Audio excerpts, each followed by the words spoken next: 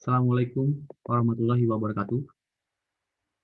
Yang saya banggakan rekan-rekan tim kelompok 11 ya, KKN Unpad Semarang untuk semester genap 2020-2021. Kali ini saya akan menyampaikan draft laporan akhir KKN 2021 yang sedang kita kerjakan.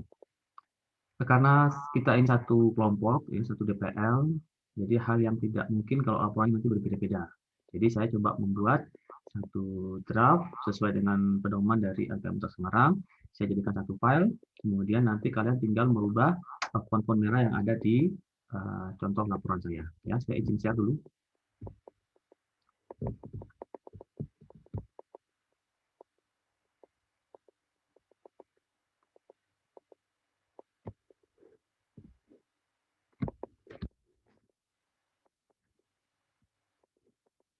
Oke, sudah nampak ya? Besarin.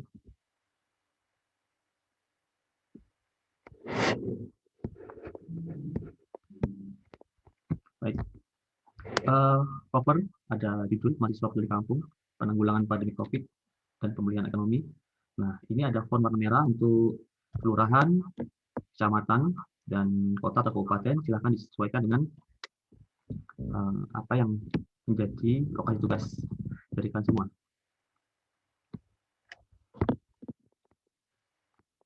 Kemudian disusun oleh ini tinggal disesuaikan dengan identitas masing-masing. Ya, ini sama. Kemudian ada halaman pengesahan, tinggal diketikkan saja. Ya, desa, kelurahan, kecamatan, kabupaten, kota, disahkan oleh lurah, DPL, dan ketua LPM Unpad Semarang. Ya, tinggal rubah-rubah saja. Kemudian kata pengantar, saya rasa ini bisa dijadikan contoh saja langsung ya, tidak usah dirubah. Hanya ada nama lurah kades, ya, nama kelurahan, kemudian nama ketua RT RW, selalu ketua dari RT berapa, ya, itu saja yang harus dirubah. Terus bawahnya adalah, maaf ini bukan 10 September ya, tapi ini 10 Agustus. Oke. Kemudian selanjutnya dapat isi cover halaman pengesahan dan selanjutnya ya. Bab 1 A sampai 7, B sampai 2, bab 2, bab 3. Nanti font-font warna merah itu dihapus saja ya. Bab 4, bab 5, terus lampiran. Oke, kita mulai bab 1. Bab 1 tinggal lokasi pengambilan KKN. Kondisi geografis ya, disesuaikan dengan lokasi tugas masing-masing.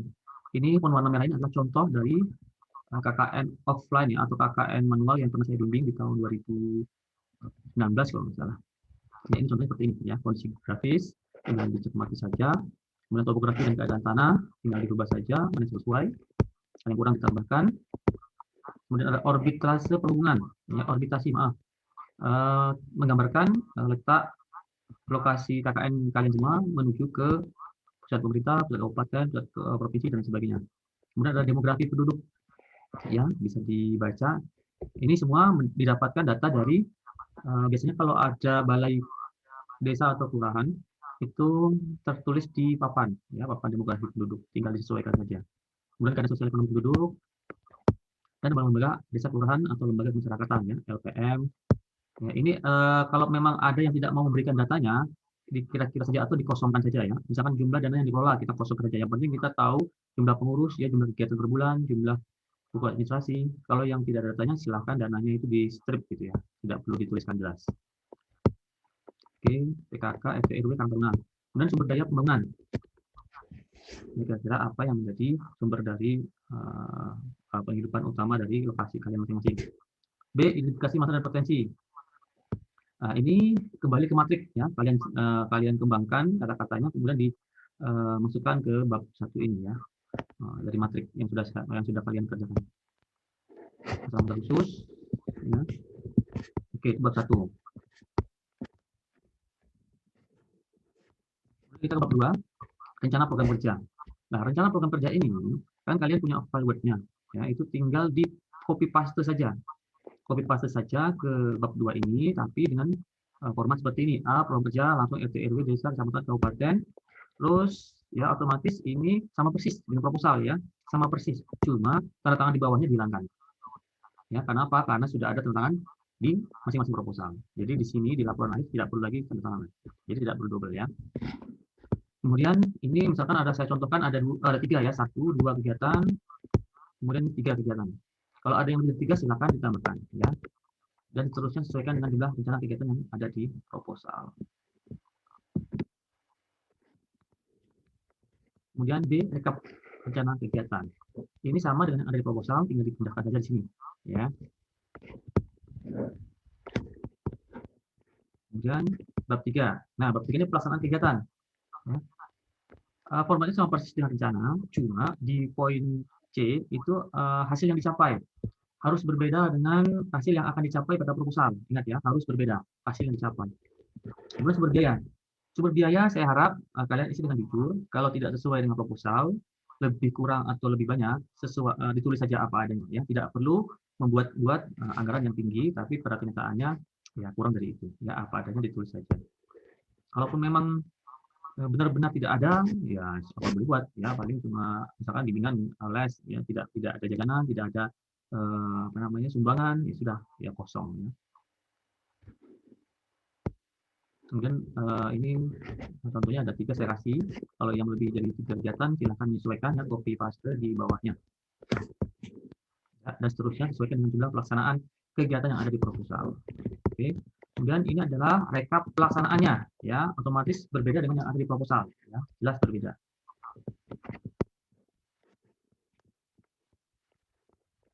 Dan 4, pembahasan dan analisa hasil kegiatan ya. Di pedomannya di LPM ada 4 item yang harus dibahas ya. Yang pertama mengenai observasi ya. Pada saat kalian pertama itu diceritakan, bahas secara ringkas 1 paragraf saja apa saja yang kalian lakukan sebelum kalian menulis rencana ya, atau proposal ya, observasi permasalahan. Berarti ini adalah keterangan dari matrik ya, ditulis dalam 1 paragraf. Dan 2, rencana program kerja. Ini ditulis secara ringkas mengenai proposal yang sudah dibuat ya, rencana program kerja. Dan 3, pelaksanaan. Uraikan proses pelaksanaan kegiatan secara sekilas dalam 1 paragraf. 4, hasil pelaksanaan kegiatan. Nah, hasilnya apa? Ya, pelaksanaan itu proses pelaksanaannya diceritakan sekilas, ya, bagaimana persiapannya, bagaimana dukungan dari masyarakat, dan hasil pelaksanaannya bagaimana berjalan dengan lancar, semua peserta hadir, berjalan dari jam berapa sampai jam berapa, gitu ya, secara ringkas saja boleh. 5, alternatif pemecahan masalah. Nah, ini dimaksudkan apabila pada saat kita merencanakan, ya misalkan yang datang peserta 5 orang, yang datang hanya 1. Nah, alternatif kalian untuk melengkapi 4 orang itu bagaimana? Ya, apakah memanggil tetangga yang sekitar, ya, atau merubah jadwal, ya, atau juga ada yang les bimbingan untuk anak-anak SMP misalkan. Pada saat hari H ternyata peminjaman alat untuk proyektor ataupun layar tidak disetujui. Nah, itu permasalahannya. Pemecahannya bagaimana? Apakah kalian tidak menggunakan semua, hanya manual menulis di papan di papan tulis ya? Jadi harus diceritakan apakah ada alternatif pemecahan masalah dari rencana pelaksanaan kegiatan yang terhambat oleh kondisi dan situasi pandemi. Ya, diceritakan dari situ. Dan terakhir adalah bab 5 penutup. Di sini ada kesimpulan. Ingat ya, font warna merah itu adalah alternatif. Jadi bisa kalian ganti sesuai dengan kata-kata kalian sendiri. Ini hanya sebagai panduan saja supaya tidak bingung ya. Tapi yang font-font hitam itu jangan dihilangkan, itu merupakan panduannya. Kesimpulan, kemudian saran-saran. Nah, saran-saran ini diberikan untuk ke masyarakat ya, ataupun untuk ke kita sendiri selaku inisiasi kegiatan. Kemudian yang terakhir adalah rekomendasi. Rekomendasi itu saran untuk kegiatan LPM di masa yang akan datang. Ya, rekomendasi. Apakah perlu penambahan dana supaya dana yang ke masyarakat itu besar, atau perlu dilakukan tatap muka, atau bagaimana, ya rekomendasi saja. Ya, sesuai dengan kata-kata dari kalian semua. Dan terakhir adalah lampiran. Ya, lampiran. Masukkan gambar peta desa di sini dan memberikan titik lokasi tugas masuk KKN. Jadi gambar peta desa kalian, kemudian lokasi RT RW kalian itu di mana, di Buderi ya, di Buderi terus dikasih warna, gitu, supaya kita tahu oh di situ titik tugasnya. Dan jadwal kegiatan, ya, jadwal kegiatan seperti yang ada di proposal, tapi yang sudah realisasi. Ya, kalau di proposal kan rencana, tapi di sini adalah realisasi sesuai tanggal yang sebenarnya. 3 adalah dokumentasi kegiatan, ya, ditambahkan foto-foto ataupun link video di YouTube-nya dan lain sebagainya.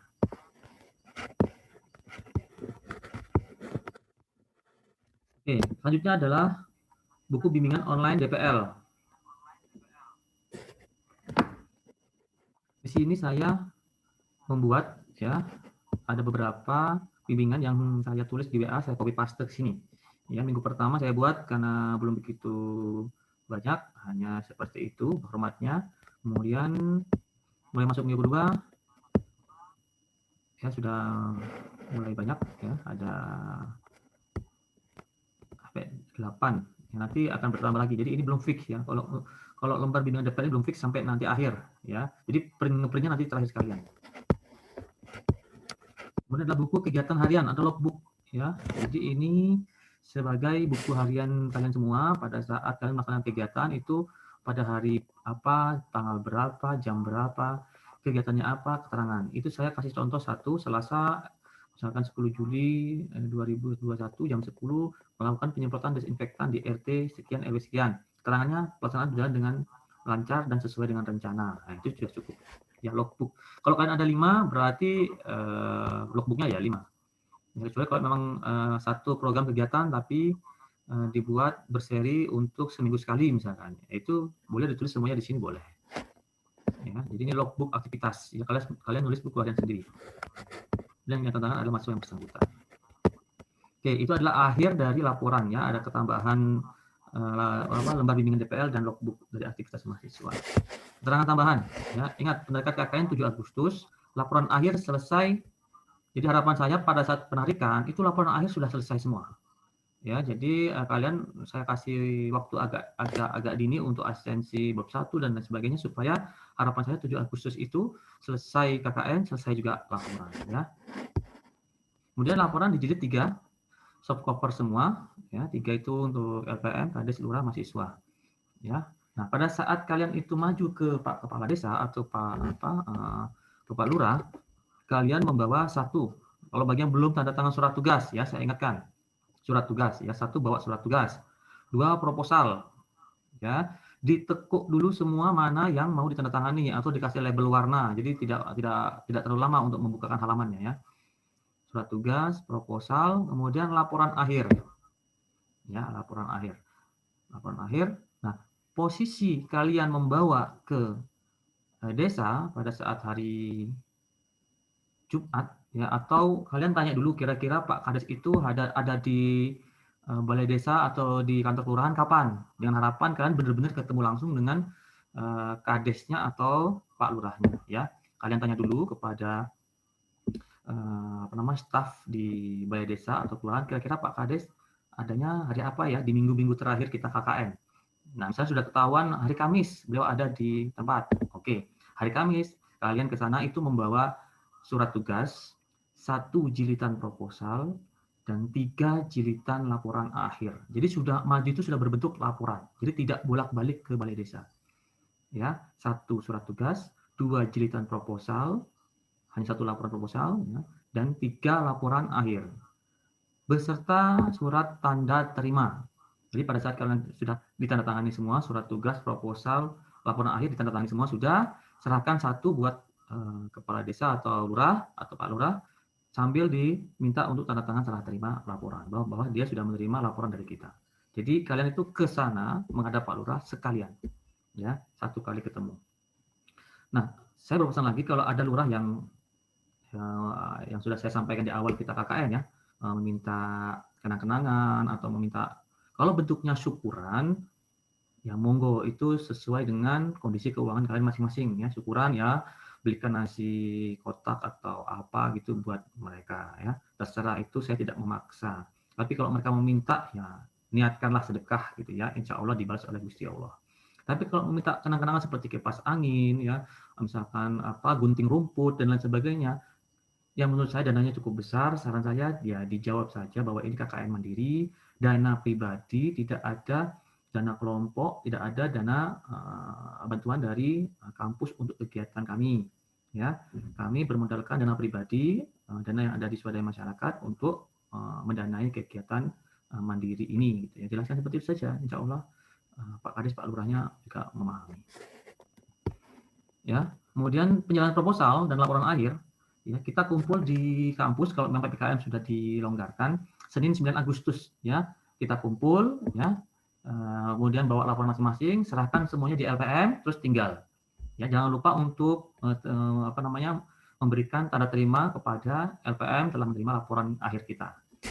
Ya, jadi kita kumpul tanggal 9 Agustus berkelompok, kita semua bawa ke LPM. 4. Sampul cover. Ingat bahannya kertas manila warna biru muda, jilitannya soft cover, ya, kertas A4 70 gram. Huruf ketikanya font Times New Roman ukuran 12, jarak 1,5 spasi. Ya, jumlah laporan yang dijilid 3 eksemplar untuk laporan akhir, 1 eksemplar untuk proposal.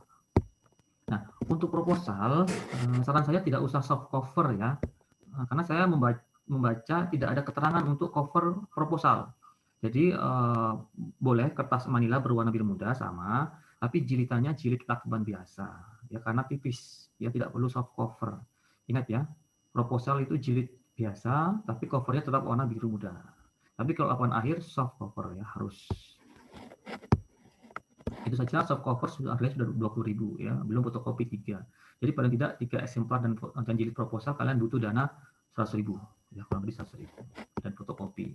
Nah, ini adalah tanda terimanya ya. Tanda terima kalian ketik, namun kalian print pada saat ke lurah jangan lupa dibawa. Jadi sekali maju ya, ini ada tanda terima dari lurah atau kades.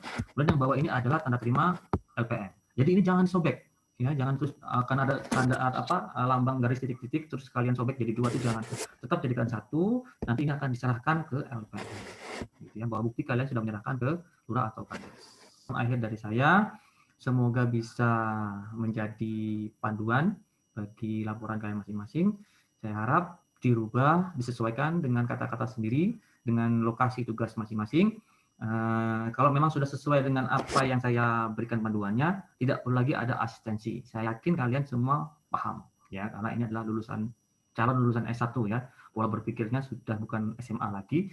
Saya yakin sudah pasti betul, ya. Tidak perlu lagi asistensi. Saya hanya ya sekali lihat gitu ya, sekali lihat, tidak perlu ada proses asistensi sampai berulang kali ya. Saya rasa memakan waktu, ya.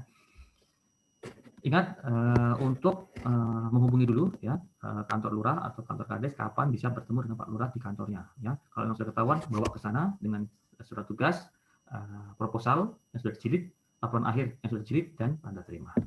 Oke, begitu dari saya. Terima kasih. Nanti file ini akan saya bagikan di grup. Saya akhiri. Bila taufiq wal hidayah. Wassalamualaikum warahmatullahi wabarakatuh.